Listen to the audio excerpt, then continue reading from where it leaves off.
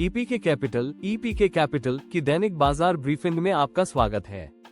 आज Wednesday the 15th of October 2025 है। अगले कुछ मिनटों में हम पिछले 24 घंटों के प्रमुख बाजार के उतार चढ़ाव और मैक्रो इकोनॉमिक घटनाओं का विश्लेषण करेंगे। कल द 14th of October को निवेशकों ने भू राजनीतिक तनाव, केंद्रीय बैंक की टिप्पणियों और प्रमुख आर्थिक डेटा रिलीज के एक जटिल परिदृश्य का सामना किया। आइए सबसे पहले ये देखें कि प्रमुख सूचकांकों ने कैसा प्रदर्शन किया। वैश्विक सूचकांकों का प्रदर्शन संयुक्त राज्य अमेरिका में वॉल स्ट्रीट पर मिला जुला सत्र देखने को मिला। 500 S&P 500 में मामूली गिरावट आई, जो 0.2% गिरकर 6,644.31 पर बंद हुआ। ये गिरावट काफी हद तक कई बड़ी टेक्नोलॉजी कंपनियों के शेयरों में गिरावट के कारण थी। दूसरी ओर डाउ जोन्स इंडस्ट्रियल एवरेज ने मजबूती दिखाई और 0.4% चढ़कर 46,270.46 पर बंद हुआ। देश के कुछ सबसे बड़े बैंकों की सकारात्मक आय रिपोर्ट ने इस तेजी में योगदान दिया। हालांकि टेक्नोलॉजी केंद्रित नैस्डैक कॉम्पोजिट को मुश्किलों का सामना करना पड़ा, जो 0.8% गिरकर 22,521.70 पर आ गया। अमेरिका और चीन के बीच व्यापार तनाव की चिंताओं ने टेक्नोलॉजी क्षेत्र पर भारी असर डाला। बड़ी कंपनियों के सूचकांकों के विपरीत छोटी कंपनियों को ट्रैक करने वाले रसेल 2000 ने 1.4% की ठोस बढ़त दर्ज की और 2495.50 पर बंद हुआ। अटलांटिक के पार यूरोपीय बाजार भी मिले जुले रहे, क्योंकि निवेशकों ने नवीनतम आर्थिक दृष्टिकोण और कॉर्पोरेट आय का आकलन किया। एशियाई बाजारों ने क्षेत्रीय आर्थिक डेटा और चल रही वैश्विक व्यापार गतिशीलता से प्रभावित होकर एक विविध प्रदर्शन दिखाया। मैक्रो घटनाएं और उनका बाजार पर प्रभाव। कई महत्वपूर्ण मैक्रो इकोनॉमिक घटनाओं और राजनीतिक बयानों ने मंगलवार को बाजार की धारणा को आकार दिया। फेडरल रिजर्व की टिप्पणी। फेडरल रिजर्व के चेयरमैन जेरोम पॉवेल की टिप्पणी निवेशकों के लिए एक प्रमुख केंद्र बिंदु थी। एक भाषण में उन्होंने संकेत दिया कि अमेरिकी रोजगार में मंदी के कारण इस साल ब्याज दरों में और कटौती की आवश्यकता हो सकती है। पॉवेल ने मुद्रास्फीति की तुलना में श्रम बाजार के बारे में अधिक चिंता व्यक्त की, ये सुझाव देते हुए कि फेड की हालिया दर कटौती शायद आखिरी न हो। उन्होंने ये भी उल्लेख किया कि केंद्रीय बैंक जल्द ही अपनी विशाल बैलेंस शीट को सिकोड़ना बंद कर सकता है, एक ऐसा कदम जो उधार लेने की लागत को कम करने में मदद कर सकता है। इन नर्म टिप्पणियों ने शुरुआत में बाजारों को कुछ सहारा दिया। अमेरिका चीन व्यापार तनाव। वाशिंगटन और बीजिंग के बीच लगातार व्यापारिक खींचतान बाजारों पर छाई रही। चीन ने दक्षिण कोरियाई जहाज निर्माता की 5 सहायक कंपनियों के साथ काम करने पर अपनी कंपनियों पर प्रतिबंध लगाने की घोषणा की, जिसे अमेरिकी जहाज निर्माण उद्योग को मजबूत करने के लिए ट्रंप प्रशासन के प्रयासों की प्रतिक्रिया के रूप में देखा जा रहा है।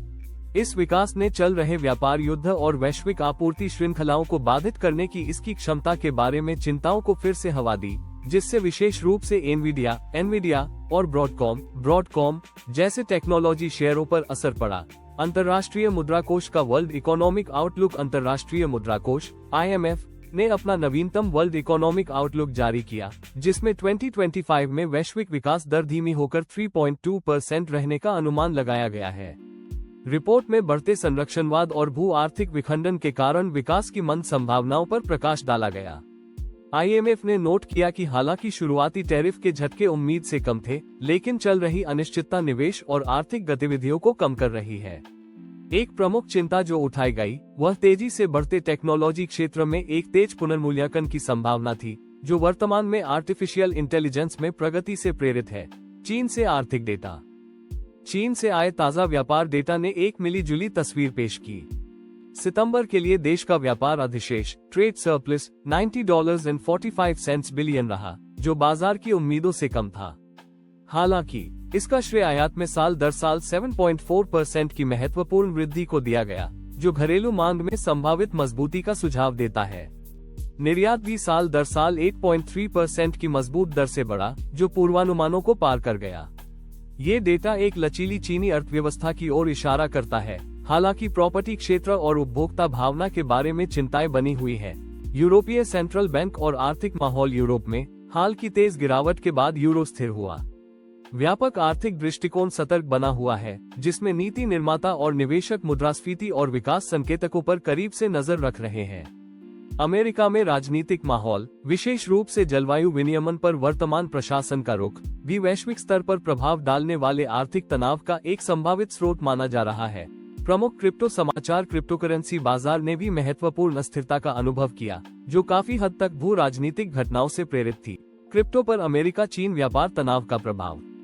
अमेरिकी राष्ट्रपति डोनाल्ड ट्रंप द्वारा चीनी तकनीकी निर्यात पर नए टैरिफ के संबंध में की गई घोषणा ने सप्ताहांत में क्रिप्टो बाजार में हलचल मचा दी, जिससे एक बड़ी बिकवाली हुई। बिटकॉइन में भारी गिरावट देखी गई और व्यापक क्रिप्टो बाजार ने अरबों का मूल्य खो दिया। इस घटना ने डिजिटल संपत्ति और पारंपरिक वित्तीय बाजारों के बीच बढ़ते संबंध को उजागर किया, क्योंकि मैक्रोइकोनॉमिक और राजनीतिक समाचारों का अब क्रिप्टोकरेंसी की कीमतों पर अधिक सीधा प्रभाव पड़ता है। प्रमुख क्रिप्टोकरेंसी की कीमतों में उतार चढ़ाव। मंगलवार को हाल की गिरावट के बाद बिटकॉइन (BTC) ने स्थिरीकरण के कुछ संकेत दिखाए।